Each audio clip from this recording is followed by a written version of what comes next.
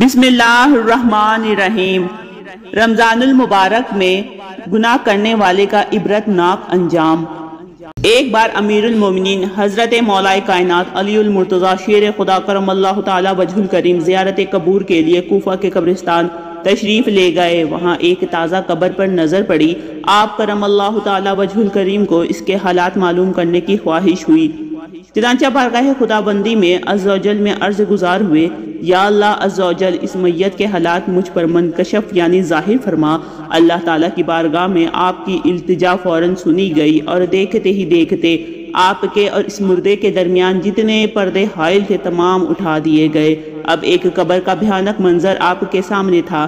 کیا دیکھتے ہیں کہ مردہ آگ کی لپیٹ میں ہے اور رو رو کر آپ کرم اللہ تعالی وجہ الکریم سے اس طرح فریاد کر رہا ہے، یا علی کرم اللہ تعالی وجہ الکریم، میں آگ میں ڈوبا ہوا ہوں اور آگ میں جل رہا ہوں۔ قبر کی دہشت ناک منظر اور مردے کی دردناک پکار نے حیدر قرار کرم اللہ تعالی وجہ الکریم کو بے قرار کر دیا۔ آپ کرم اللہ تعالی وجہ الکریم نے اپنے رحمت والے پروردگار کے دربار میں ہاتھ اٹھا دیے اور نہایت ہی عاجزی کے ساتھ اس میت کی بخشش کے لیے درخواست پیش کی۔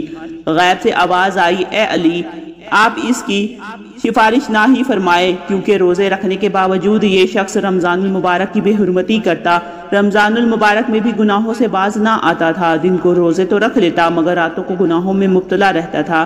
مولا کائنات علی المرتضی شیر خدا کرم اللہ تعالی وجہ الکریم یہ سن کر اور بھی رنجیدہ ہو گئے اور سجدے میں گر کر رو رو کر عرض کرنے لگے، یا اللہ میری لاج تیرے ہاتھ میں ہے۔ اس بندے نے بڑی امید کے ساتھ مجھے پکارا ہے، میرے مالک تو مجھے اس کے آگے رسوا نہ فرما، اس کی بے بسی پر رحم فرما دے اور اس بیچارے کو بخش دے۔ حضرت علی کرم اللہ تعالی وجہ الکریم رو رو کر مناجات کر رہے تھے۔ اللہ تعالیٰ کی رحمت کا دریا جوش میں آ گیا اور ندا آئی، اے علی، ہم نے تمہاری شکستہ دلی کے سبب اسے بخش دیا۔ چنانچہ اس مردے پر سے عذاب اٹھا لیا گیا۔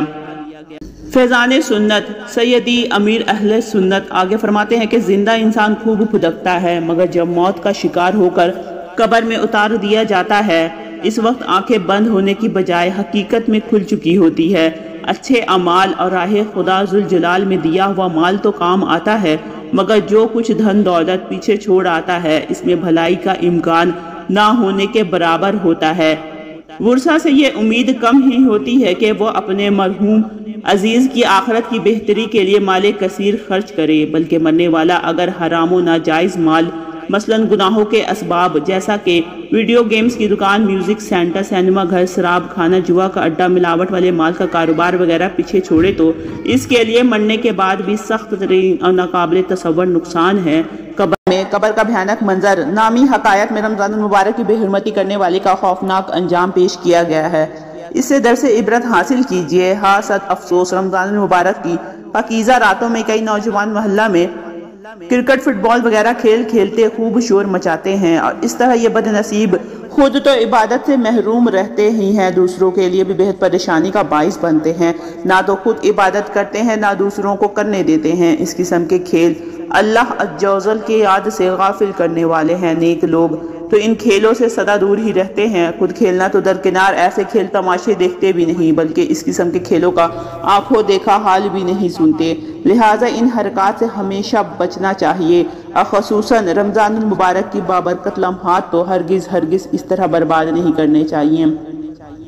اللہ تعالیٰ سے دعا ہے کہ اللہ تعالیٰ اس ماہ مبارک میں ہمیں زیادہ سے زیادہ عبادت کرنے اور اس کی برکتیں سمیٹنے کی توفیق عطا کرے، آمین ثم آمین۔ اس طرح کی مزید انفارمیٹیو ویڈیو کے لیے میرے چینل کو لائک اور سبسکرائب کریں۔ ملتے ہیں نیکسٹ ویڈیو میں، رکھیے گا اپنا بہت سا خیال۔